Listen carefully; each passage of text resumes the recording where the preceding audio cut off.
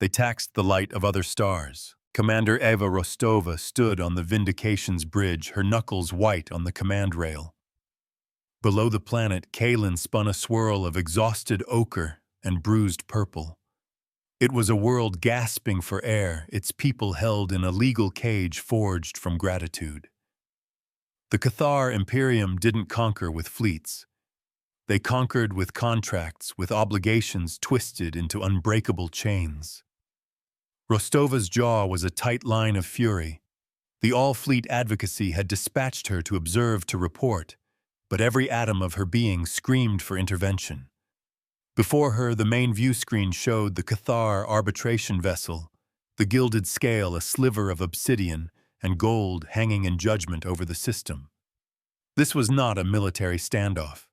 It was a foreclosure, and the public inquiry scheduled to begin was nothing more than theater. The ship's mind, Lex spoke in the quiet hum of the bridge, its voice a calm counterpoint to her rage. "Commander, the Kalen representatives are hailing. Their planetary energy grid is fluctuating. The Cathar are calling in the tithe." Rostova nodded, the motion sharp. On screen, Lex. The face that appeared was that of an old man, his skin mapped with the worries of a dying world. He was the Kalen Prime, a leader presiding over a slow-motion surrender. "Commander Rostova," he began, his voice thin, "they demand the gratitude tax. Payment in full. Our star is dimming." Rostova's gaze hardened. The Cathar method was insidious. They'd arrive at a system facing a minor crisis, offer disproportionate aid, and then present a bill that could never be paid. A debt of gratitude codified into law that bled worlds dry for generations. It was a mirror justice of the cruelest kind. "Hold your position," Prime Minister Rostova said, her voice steady, despite the tremor of anger inside her. "The all-fleet advocacy recognizes your sovereignty." Her words were diplomatic, precise, but they felt like ashes in her mouth. She was here to witness a legal mugging, not stop it.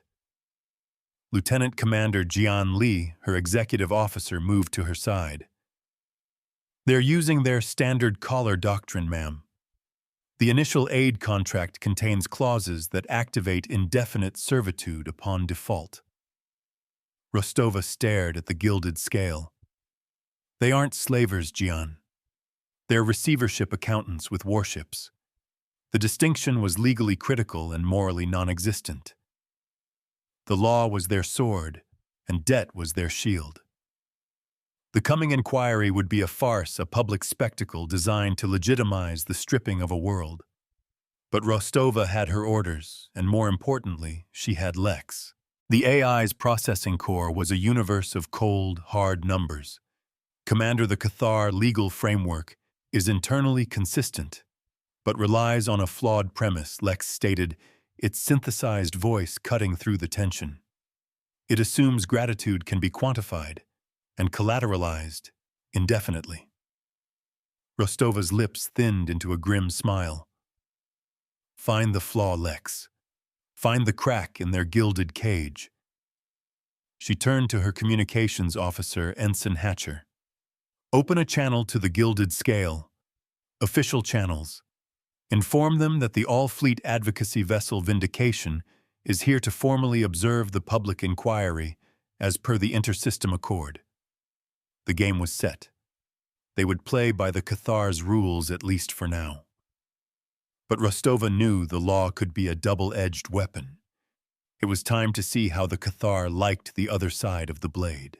A small civilian vignette flickered on a side monitor, a local Kalen news feed struggling against the energy drain. A mother was trying to explain to her child why the light panels in their home were dimming, why the air was getting colder. She spoke of the helpers who had come long ago, the Cathar, and the price of their help. The child asked a simple question. If they helped us, why are they hurting us now? The feed cut out as the planetary grid faltered again. Rostova's resolve solidified into something cold and sharp. This was a debt that justice itself would have to pay. The inquiry was about to begin, a stage for the Cathar to parade their righteousness. Rostova intended to give them a performance they would never forget. The Cathar arbiter, a being called Zilar, appeared on screen. It was tall and slender, encased in golden armor that seemed to flow like liquid. Its face was a mask of serene superiority, its voice a melodic chime that grated on Rostova's nerves. Commander Rostova, we welcome the advocacy's observation. It is important that the galaxy sees how we uplift our younger brethren, and how they in turn show their proper gratitude. The condescension was a physical force. Rostova met its gaze without flinching. Arbiter, we are here to ensure the process is transparent and the accord is upheld. Nothing more. Zylar's masked face seemed to smile. Of course. Transparency is the cornerstone of our relationship with the Kalan people. They are after all family now. The word family was laced with the poison of possession. The chains of gratitude were forged to look like an embrace. Rostova's first officer, Gian, murmured beside her. Ma'am, their legal strategy is a fortress. Every challenge is met with a record of their initial generosity. This was the trap. Arguing against the debt made the Kalan people seem ungrateful, monstrous even. The Cathar had framed the narrative perfectly. They weren't conquerors. They were patrons, long-suffering benefactors dealing with petulant children. Lex Rostova said, her voice low. Begin cross-referencing all known Cathar uplift contracts. I want to see the energy expenditure versus the repayment schedules. I want to know the exact price of their charity down to the last watt. The AI's reply was instantaneous. Processing Commander. Initial analysis suggests a repayment ratio exceeding 10,000 to 1, compounded over generations. The numbers were obscene. They did not offer a hand. They extended a ledger. The public inquiry began broadcast across the system. It was held in a virtual space, a grand hall of light and data. Zylar presented the Cathar case with practiced ease, showing records of the aid delivered centuries ago, food synthesizers, atmospheric processors, medical technology. The Kalan representatives, weary and defeated, could only offer pleas for mercy. They didn't dispute the debt. They disputed its crushing, endless weight. The Galactic audience, the quorum of witnesses from other systems, watched in silence. Rostova knew this was the critical phase. Public opinion was a powerful current, and the Cathar were masters at directing it. She needed to change the conversation, to reframe the entire debate. A small, frantic message pulsed on her private channel. It was from a Kalan archivist, a name she'd been given by Advocacy Intelligence. They have the old records, the message read. The original, unamended contracts. Before the gratitude clauses were enhanced in the deep archives. But the archive power is failing. Rostova's heart hammered. It was a long shot, a thread of hope in a tapestry of despair. Gian, she ordered, divert a small amount of our energy to the Kalan archive sector. A sensor ghost, officially. Make it look like a system glitch. Gian's fingers flew across his console. Done, ma'am. It won't last long. Rostova looked at the main screen where Zylar was pontificating about the sacred duty of repayment. Her anger was a cold, calm fire ready to be focused into a lens. Lex. I need you to do something unprecedented, Rostova said, her voice barely a whisper. I want you to prepare a mirror ledger. A real-time accounting of the energy the Cathar are drawing from this system right now, under the guise of their tithe. The AI paused for a fraction of a second. Commander, such an act could be interpreted as interference. A breach of observational protocol. Rostova's eyes were fixed on Zylar. The Cathar hide behind the law, Lex. They use it as a weapon. It's time we showed them what it feels like to be on the other side of the audit. She knew the risks. An accusation of interference could see her recalled disgraced. But watching this world die slowly was not an option. The greatest risk was the price of doing nothing.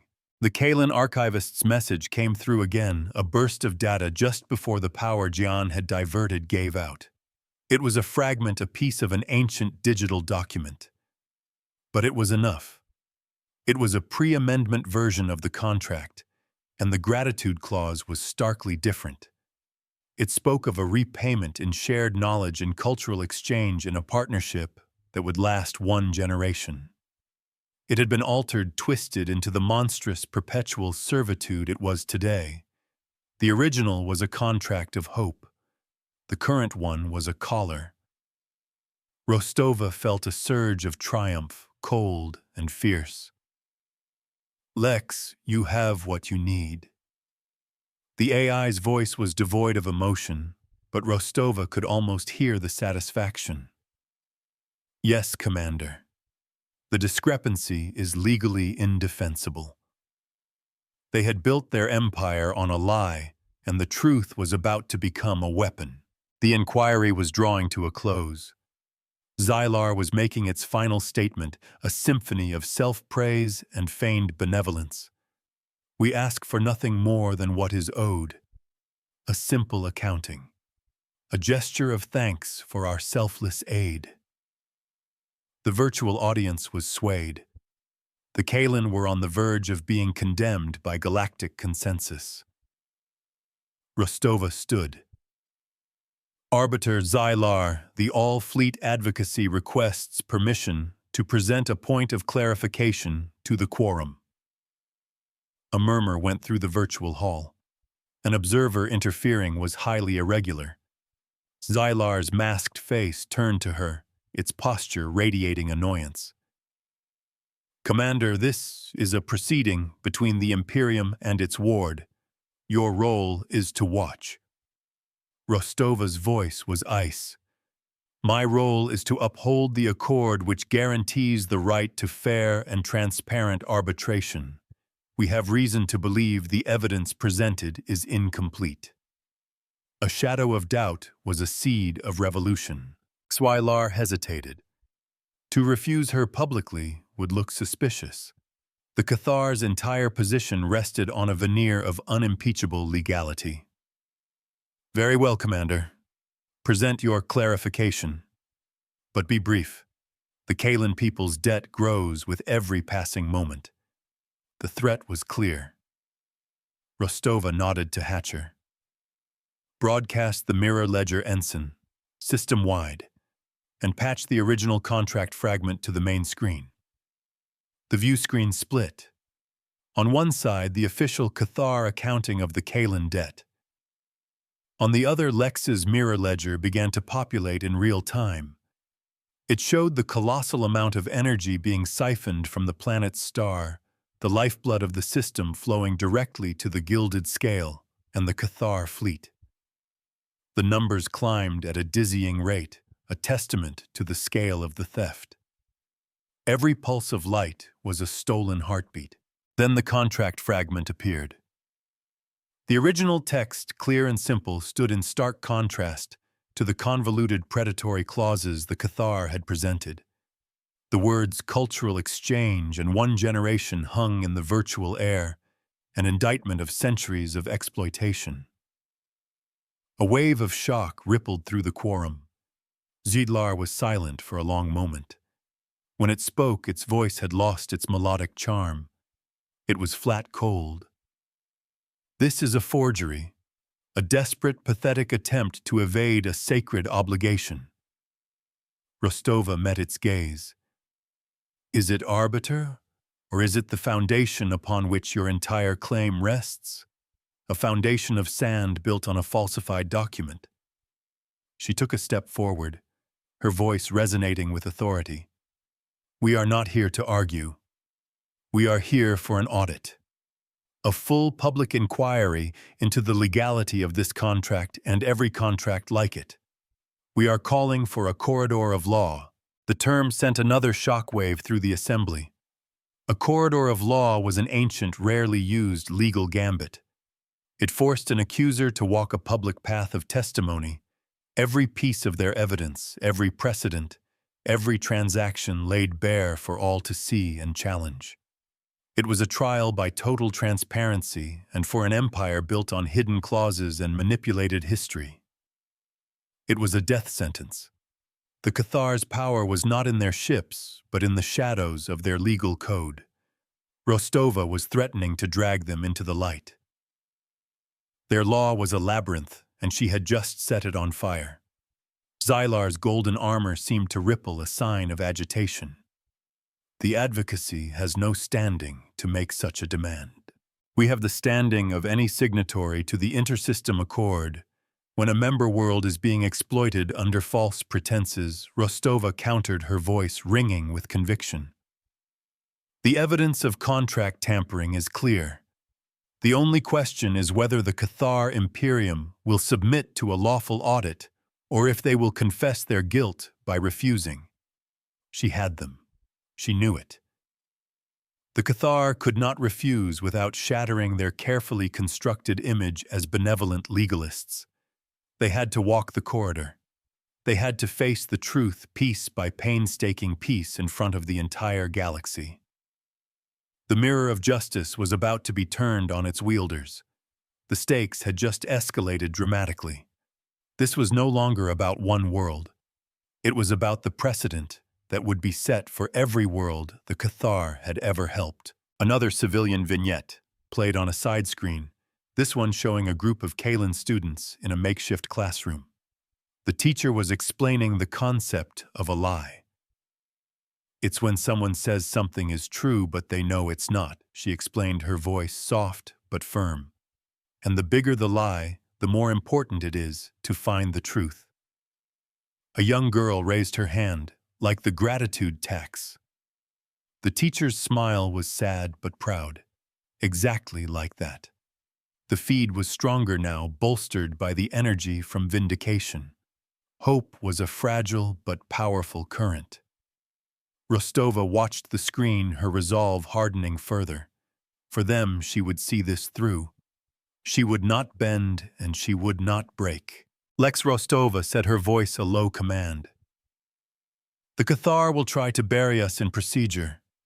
They'll file 1,000 motions, cite 1,000,000 precedents. I need you to be ready. The AI's response was immediate. I am already cross-referencing their entire legal history, Commander. I am building a counter-narrative based on their own system of logic. We will use their precedents against them. We will teach them the meaning of their own laws. The ship's mind, usually a dispassionate observer, sounded almost eager. This was the ultimate intellectual challenge, a battle of pure reason and logic. It was the kind of fight an AI was born for. The ledger remembers every debt, and it was time to collect. Xylar's voice cut back and sharp and venomous. The Imperium agrees to the corridor of law. We have nothing to hide. But be warned, Commander Rostova. Should your accusations prove baseless, the cost to the advocacy and to your own career will be significant. The threat was overt, a promise of retribution. Rostova's smile was thin and dangerous. The truth has no price, arbiter. But lies. Lies have a cost that is long overdue. She turned to Jian. Prepare the ship for extended legal engagement. This is going to be a long fight. Her first officer grinned, a flash of excitement in his eyes. Aye, ma'am. Setting the lawfare protocols. The bridge of the Vindication was no longer just a command center. It was the forward operating base in a war of words and ideas, a war for the soul of a world. A war fought not with guns, but with the unbreakable power of the truth. The corridor of law began. It was not a physical place, but a structured data space, a virtual courtroom where every piece of evidence could be examined in excruciating detail. The Cathar, as the accusers, were forced to go first. They presented their case against Kalin, laying out the history of their aid, the terms of their contract, the logic of their gratitude tax. But now every statement was subject to immediate challenge. Lex was relentless. For every Cathar claim of benevolence, the AI presented a counterpoint, a piece of data that revealed the predatory nature of the arrangement. It showed how the aid was often designed to create dependency, how the technology provided was intentionally inefficient, requiring constant, expensive Cathar maintenance. A pattern of predation was hidden in the mask of philanthropy. The Cathar legal team, a host of AIs and trained arbiters, fought back with skill and venom. They buried Lex in procedural motions, challenged the provenance of the contract fragment, and accused Rostova of manufacturing evidence. The legal battle was a storm of data, a whirlwind of arguments and counter-arguments. Rostova and her team worked around the clock, managing the flow of information, guiding Lex's strategy. Jian handled the tactical data streams, ensuring the Cathar couldn't launch a cyber attack under the guise of legal proceedings. Hatcher managed the public-facing narrative, ensuring the quorum of witnesses understood the complex legal arguments being made. It was exhausting, draining work, a war of attrition fought with logic and law. Days turned into weeks. The Kalin system held its breath. The planetary energy grid was stable for now, as the tithe had been suspended, pending the outcome of the corridor. But the Cathar fleet remained a constant, menacing presence. They were losing the legal battle, their arguments growing more desperate, their veneer of righteousness cracking under the relentless pressure of Lex's audit.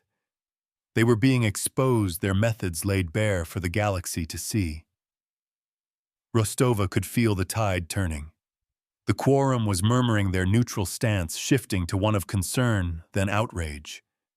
The Cathar had overplayed their hand, confident that no one would ever dare to call their bluff. They had counted on fear, but they hadn't counted on humanity's obsession with fairness. The first major escalation came when the Cathar, seeing the legal case failing, made a move of sheer arrogance. They declared the original contract, the one based on partnership, null and void, due to a lesser party competency clause they claimed was standard in all their early agreements. They argued that the Kalin of that era were too primitive to enter into a binding agreement as equals, and therefore the Cathar had a fiduciary duty to impose the more protective and profitable amended contract. It was a stunningly colonial argument, a claim of inherent superiority that stripped the Kalin of their history and agency. It was a gamble designed to intimidate and reframe the debate from contract law to a question of racial hierarchy. The mask had finally slipped, revealing the true face of the empire. Rostova saw her opening. The Cathar had made a fatal error. They had abandoned the pretense of legality and revealed their true philosophy, that some species were born to rule and others to serve. Lex, she said, her voice sharp with anticipation, search all interstellar legal precedents for rulings on lesser party competency clauses. Specifically, I want cases where the clause was invoked and then overturned. The AI's response was swift. There are several, Commander. Most notably the abolition of the Cathar collar doctrine, which was struck down by the Accord 3 centuries ago. The Cathar were signatories to that ruling. Rostova's smile was predatory. The Cathar were a long-vanished empire of slavers, and the Cathar had just admitted to using their exact legal justification. They had stepped into a trap of their own making. Present it. Lex Rostova commanded, show them all. Show the quorum how the Cathar are using the legal framework of slavers to justify their claims. The data flooded the corridor of law. The ruling against the Cathar was unequivocal. It stated that no species could be deemed inherently incompetent, that all sentient beings had the right to self-determination and to enter into contracts as equals. The precedent was ironclad. The Cathar had not only built their case on a fraudulent document, But they had also justified it with a legal doctrine that had been universally condemned as a crime against sentient rights. A gasp went through the virtual hall. The Cathar delegation was silent, their arrogance shattered. Their castle of law had been built on forbidden ground. Sylar's composure finally broke. Its voice for the first time was not a melodic chime but a harsh, grating shriek. This is an outrage, a perversion of justice. You twist our traditions, our history of benevolence. Rostova's voice cut through the outburst, cold and clear. Your tradition is theft, Arbiter. Your benevolence is a leash. You are not a patron, you are a parasite. And this inquiry is over. She turned to address the quorum directly. We have presented evidence of contract fraud exploitation and the use of a condemned legal doctrine. The Cathar Imperium stands in violation of the Intersystem Accord. We ask for a binding resolution. We ask for the contract to be nullified. And we ask for restitution. The corridor of law fell silent. The evidence was overwhelming, the Cathar's guilt undeniable. The assembled witnesses, representatives from dozens of worlds, began to render their judgment. One by one they voted for nullification, for restitution. The verdict was unanimous. The Cathar's claim on Kalen was broken. The gratitude tax was dead. A wave of triumphant data washed over the bridge of the vindication. Jian let out a whoop of joy. Hatcher was crying silently, tears of relief tracking down her face. Rostova allowed herself a single deep breath, the knot of tension in her chest finally uncoiling. They had won. They had won with the law. Justice was not a gift. It was a verdict earned in fire. But it wasn't over. Nullification was one thing. Restitution was another. The Cathar were a proud, powerful empire. They would not take this defeat lying down. Rostova knew the most dangerous moment was often the one right after a victory. Jian's status of the Cathar fleet. Her Exo's face sobered instantly. They're holding position, ma'am. No change. But their energy signatures are fluctuating. It looks like they're powering up weapons. The shift from legal to military threat was instantaneous. The gilded scale might have been a courtroom, but it was also a warship. The Cathar had lost the argument. Now they might be tempted to settle the matter with force. Rostova's eyes narrowed. They wouldn't be so stupid. Firing on an advocacy vessel after a legal ruling against them, they'd be condemned by the entire galaxy. Lex's voice cut in a note of something akin to caution in its tone. Commander, their doctrine of gratitude might not be limited to their clients. It may extend to themselves. They may feel they are owed restitution for the insult we have delivered to their honor. It was a chilling thought. An empire built on a twisted form of justice might have an equally twisted concept of honor. They saw themselves as the victims, and their pain demanded a price. A civilian vignette from Kalen appeared on the screen. The streets were filled with people cheering, embracing. The lights of their cities were burning brighter than they had in centuries. The energy tithe had been lifted, the crushing weight of the debt gone. They were free. A young boy was hoisted onto his father's shoulders, looking up at the sky where the vindication was a tiny spark of light. The starship saved us, he said, his voice filled with awe. His father nodded, his eyes wet with tears. They did. They showed us that the law can be a shield, not just a cage. The image was a powerful reminder of what was at stake. Rostova would not let them be collateral damage in a war of pride. The promise of freedom was a light worth defending. Lex, Rostova said, her voice low and intense. The mirror ledger. You've been tracking their energy draw for weeks. Do you have a final tally? The AI's reply was instant. To the Joule Commander.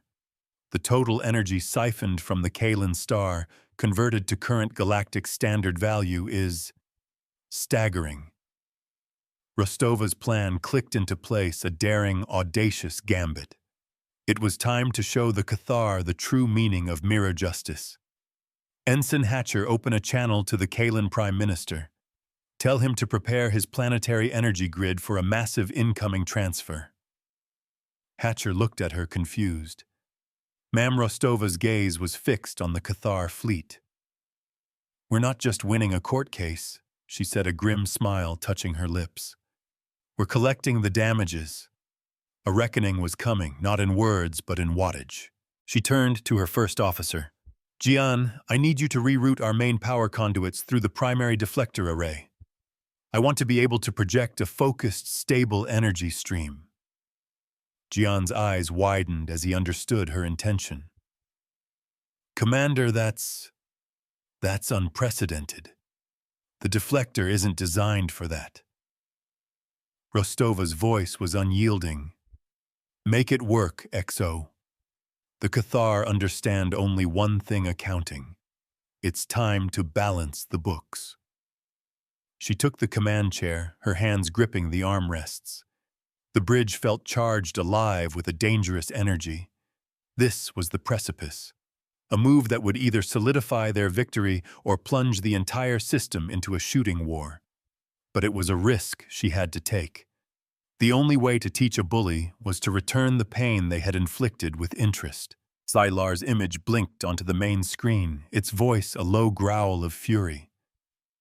Commander Rostova, your victory is a hollow one, a trick of words.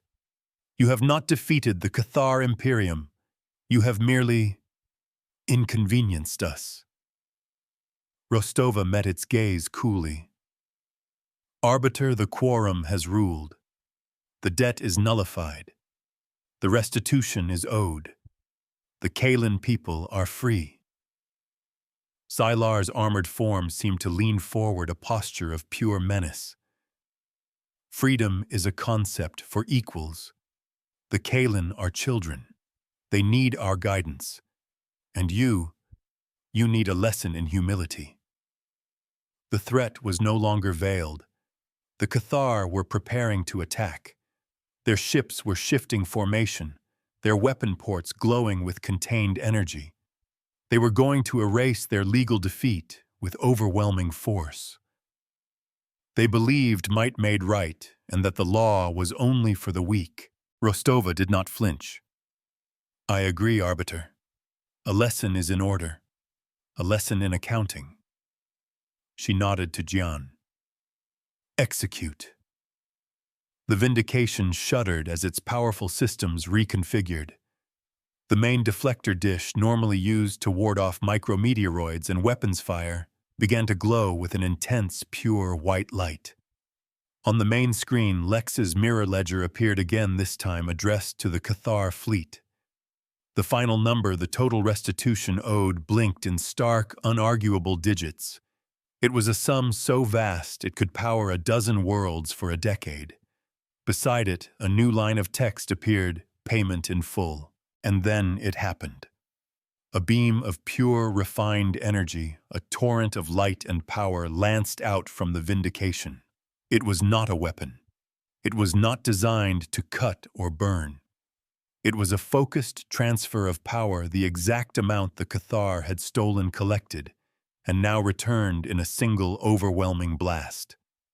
The beam struck the gilded scale not with destructive force, but with the irresistible pressure of pure energy. The Cathar ship's shields flared, overloaded not by damage, but by a massive unwanted gift.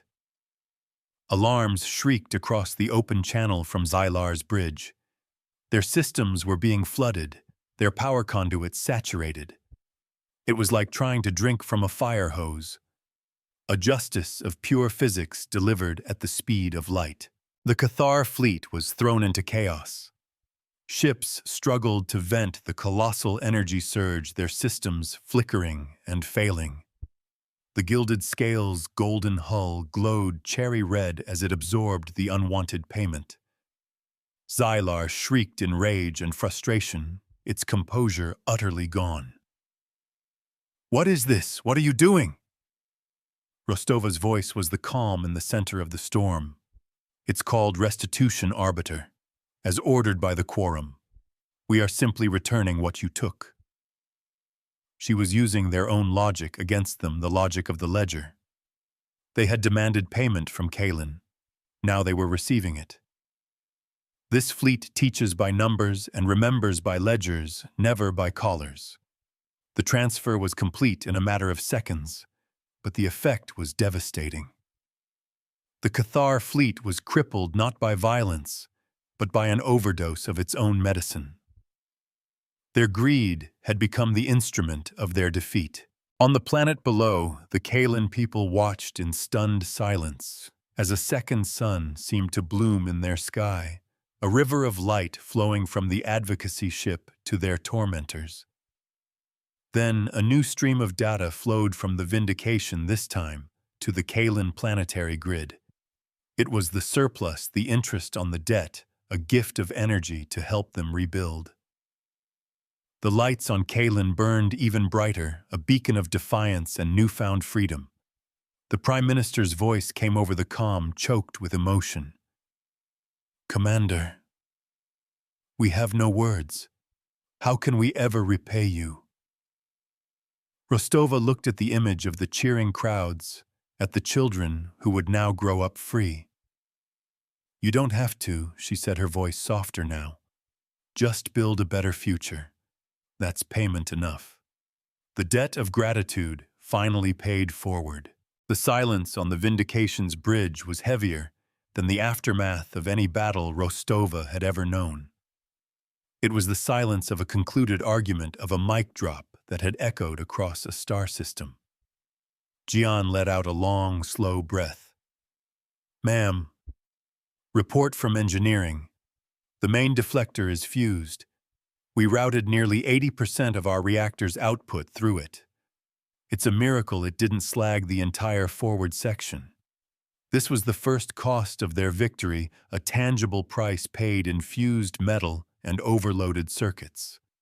The Vindication was wounded its shield and primary long-range tool, now a piece of dead hardware. AA shield sacrificed to become a pen writing the final line in a cosmic ledger. On the main screen, the Cathar fleet was in disarray. Their ships, once elegant predators of obsidian and gold, were now flickering, unstable things. They had not been attacked, but they had been violated by the very energy they coveted. Xylar's face appeared one last time, no longer a mask of serene superiority, but a contorted visage of pure hatred. "This is not the end, human," it hissed, its melodic voice shattered into discordant shards. "You have taught us a new kind of accounting.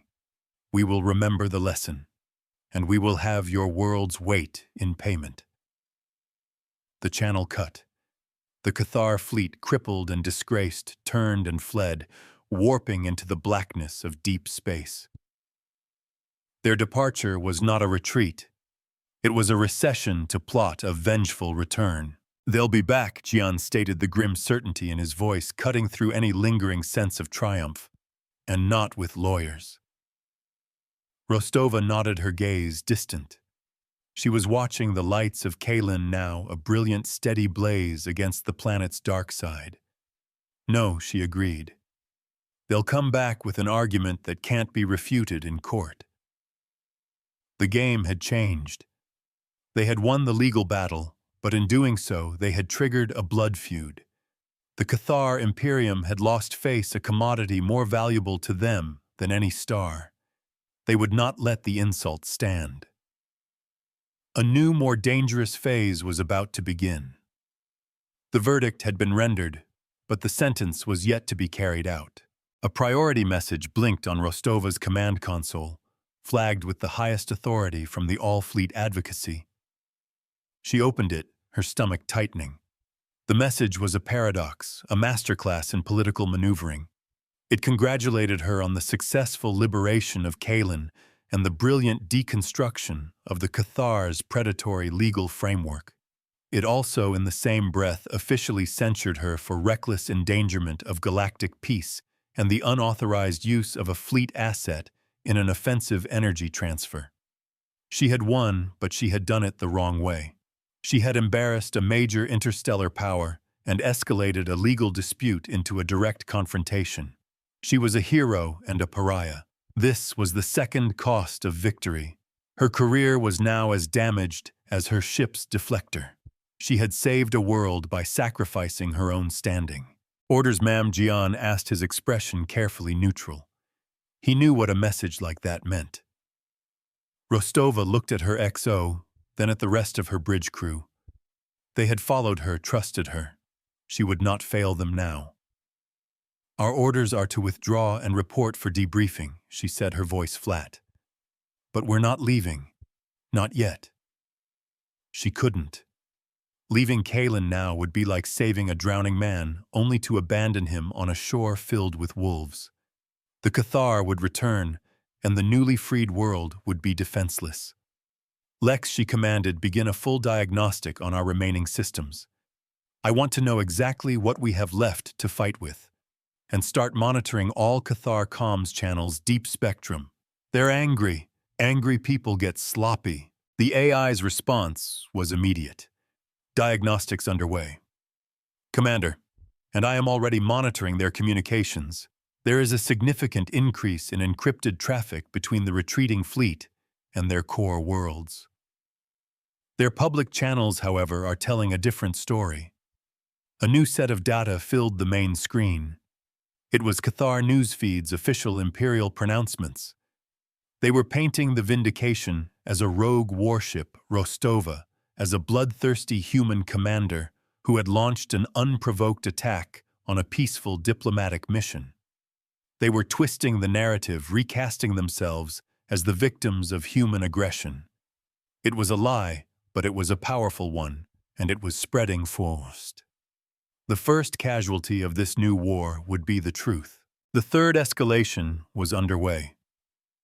The Cathar were shifting the battlefield from the courtroom to the court of public opinion. They were trying to isolate the Vindication, to strip away its legitimacy and the support of the advocacy. If the rest of the galaxy saw this as a case of human overreach, no one would intervene when the Cathar returned to punish Kalen. Rostova's plan had been to win with law. Now she was facing a war of information, a fight she was ill-equipped for. Her ship was damaged, her political support was fractured, and her enemy was rewriting history in real time. A new strategy was needed, and it had to be forged in the crucible of deception. A small vignette from Kalen flickered on a side monitor. It showed engineers young and old working frantically to repair and upgrade their planetary defense grid. They were using the schematics and energy gifted by the Vindication. They were not waiting to be rescued again. They were preparing to defend their own freedom. One engineer, a young woman with grease on her face and fire in her eyes, looked up at a camera. "We were debtors for 500 years, she said, her voice ringing with newfound pride. "We will not be victims for a single day." The spirit of Kalen was awake, a sleeping giant roused from a long slumber. They were a testament to the fact that hope, once rekindled, was a powerful fuel. Rostova knew she could not let that flame be extinguished. "They're not just broadcasting lies," Lex reported, its synthesized voice cutting through the information storm. "They are coordinating a political offensive. Several systems that rely on Cathar trade have already issued statements of condemnation against us." The trap was closing. The Cathar were leveraging their economic power, calling in their own network of debts and obligations to turn the galaxy against her. It was a chillingly effective strategy. Rostova felt a cold knot of dread in her stomach. How could she fight a lie that was spreading faster than light? She needed more than the truth. She needed a weapon that could cut through the noise. She needed a truth so sharp it could not be ignored. Lex, in all the data you've processed, in all their legal code and public statements, have you found any inconsistencies, any contradictions in their core philosophy? It was a long shot, but she had to ask. The AI was silent for a full 3 seconds, an eternity for a being that thought in nanoseconds. Yes, Commander, it finally said. There is one, a significant one. Their public doctrine is based on quantifiable gratitude and secular contract law. But in their encrypted communications, especially in moments of high stress, there is a recurring ideological marker, a symbol that predates their modern legal system. It appears to be religious in nature. Rostova leaned forward, her interest piqued. Religious? The Cathar are atheists. Their whole empire is built on cold, hard numbers. Jian chimed in, frowning. That's what the official record says. They had some old religions, but they were supposedly abandoned during their unification. Lex displayed the symbol on the screen. It was an elegant, complex sigil, a spiral of sharp angles and flowing curves. This symbol is associated with a pre-unification sect known as the Keepers of the Fallow Sanctums. They believed that certain unawakened worlds were divinely promised to the Cathar people. These worlds were not to be conquered, but to be tended and owned through a sacred process of obligation until they were ready to be absorbed into the divine whole. A mystery hidden in plain sight, the ghost of a forgotten faith. The pieces clicked into place with horrifying clarity. Kalen was not just a resource. It was a holy site. The gratitude tax was not merely a tool of exploitation. It was a religious ritual, a form of spiritual ownership. The Cathar's rage was not just about lost profits or wounded pride. It was the fury of desecrated faith. Rostova had not just broken a contract. She had committed blasphemy. This changed everything. Their fanaticism made them predictable and far more dangerous. You could not negotiate a profit margin with a god. This is it, Rostova whispered, a thrill of cold purpose running through her. This is the weapon. The Cathar had built their modern empire on a lie, not just the lie of their contracts, but the lie of their own secularism. They presented themselves to the galaxy as rational accountants, but in the dark they were zealots. If she could prove that if she could expose their holy war for what it was, their entire political narrative would collapse. No one in the Accord would side with a hidden theocracy on a crusade. The truth would not just set Kalen free. It would put the entire Cathar Imperium on trial. Jian, she ordered, her voice sharp with new resolve. I want our best intelligence analysts to start digging into the keepers of the fallow sanctums. Cross-reference this symbol with Cathar colonial history. I want to know which other worlds they've helped. We might not be the first to stumble into one of their churches. Her XO nodded, his eyes gleaming. Aye, ma'am. I think I know who to call. He was already moving, relaying the orders. The mission had changed. They were no longer defenders or observers. They were investigators pulling at a thread that could unravel an empire. Rostova stood and walked to the main view screen, looking down at the brilliant, defiant world of Kalen. Her censure from the advocacy stung, and the state of her ship was a constant worry. But for the first time since this crisis began, she felt like she was on the right side of not just the law, but of history. The Cathar had hidden their true nature behind a wall of legalese and feigned rationality. She was about to tear that wall down. Lex, she said, her voice resonating with a newfound confidence. Prepare a data packet. Everything we have on the Keepers. Redact our sources, but make the evidence undeniable. We're going to leak it. The most powerful weapon in the universe was a story that refused to be silenced. The data packet was a masterpiece of controlled information warfare. Lex compiled the evidence, the anomalous sigil, the cross-referenced historical texts hinting at the sect's survival, the statistical improbability of the Cathar's aid patterns, which correlated perfectly with the sect's ancient star charts of fallow-sanctums. It was a case built on logic, but it pointed to a conclusion that was anything but. Rostova had Hatcher leak the packet, not to the public media, but directly to the intelligence services of the key members of the Galactic Quorum. She wasn't trying to win a news cycle. She was trying to arm her fellow guardians of the peace with the truth. It was a quiet, targeted strike aimed at the heart of the Cathar's credibility. It was a whisper that would become a roar. The effect was not immediate, but it was profound. The chorus of condemnation against the vindication began to falter. Systems that had been vocal in their support of the Cathar suddenly fell silent. Back-channel communications from the advocacy started flowing in, no longer censuring but asking cautious, probing questions. Rostova had changed the narrative from a simple dispute to a potential galaxy-wide security threat. A hidden expansionist theocracy was a nightmare scenario for the secular trade-focused Accord. She had given them a reason to doubt, and doubt was a seed that once planted in the minds of the powerful could grow into a forest of suspicion. A vignette played on the monitor a news report from a neutral system.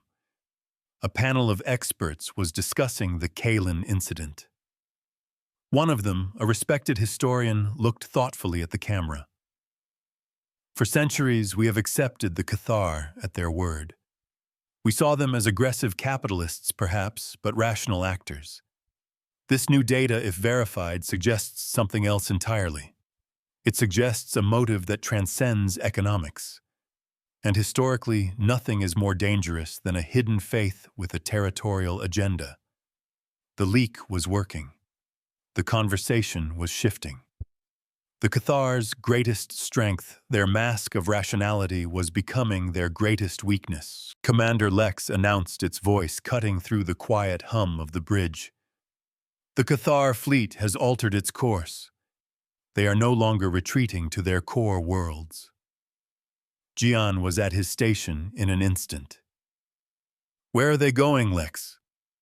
The AI projected a star chart on the main screen. A red line indicated the Cathar fleet's new trajectory. It was heading towards a small, seemingly insignificant system on the edge of Accord space. They are heading for the Aurora Relay, Lex stated. Rostova's blood ran cold. The Aurora Relay was one of the major communications hubs for this entire quadrant of the galaxy, a nexus of information trade and diplomacy. It was a neutral ground protected by treaty. An army does not march on a library unless it intends to burn the books. They're not going to attack it. Gian murmured, his eyes wide. They wouldn't dare. It would be an act of war against the entire Accord. Rostova wasn't so sure. A cornered animal is at its most dangerous, and a zealot who believes their holy secret is about to be exposed is the most cornered animal of all. They're not going to attack it, she agreed, her mind racing. They're going to seize it. They're going to cut off the flow of information. They're going to silence us and the rest of the galaxy before the truth about them can spread any further. The final desperate escalation was here. The Cathar were abandoning all pretense of law and diplomacy. They were making a naked power play, threatening the very fabric of galactic communication to protect their lie. The bridge was silent. The crew of the Vindication looked at the star chart, at the red line of the Cathar fleet moving towards the heart of their interconnected galaxy. Their ship was damaged. They were politically isolated, only just beginning to turn the tide of opinion. And now their enemy was about to hold a knife to the throat of the entire sector. Rostova stood before the chart, the weight of the coming crisis settling on her shoulders. She had won a battle for one world in a courtroom of light and logic. Now she had to fight a war for the truth itself with a wounded ship and a handful of allies against an enemy whose true fanatical face was finally being revealed. The mirror of justice had shown them their own monstrous reflection, and now they were coming to shatter the glass.